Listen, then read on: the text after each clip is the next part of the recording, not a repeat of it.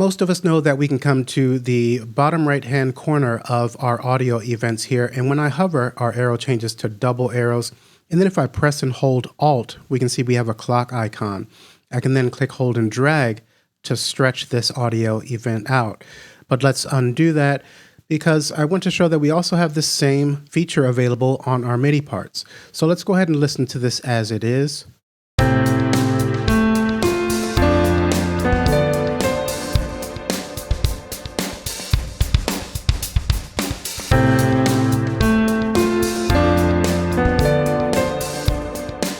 Okay, so you get the idea. Let's come to the bottom right corner and hold Alt, and then let's go ahead and stretch this out for a couple more bars and give this a listen.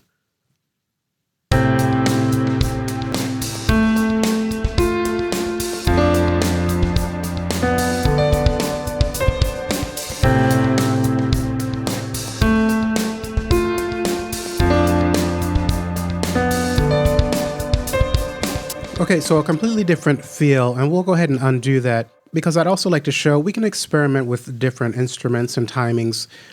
So while this is returned back to its original state, I'm going to hold Alt and then click, hold, and drag on this instrument part and drag it down to our bottom track here. And I've got a legato cello on this, and we'll experiment with the MIDI stretch feature on this cello because this could be something to help add a bit of depth to our song. So let's hold Alt, click, hold, and drag this out, and give a listen to this.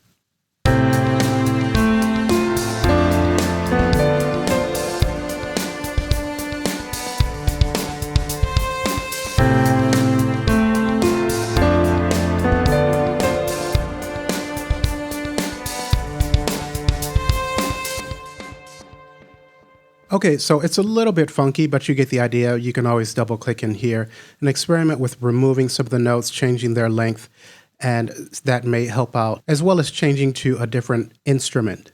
Now, another thing that we can do is right click on our instrument parts here.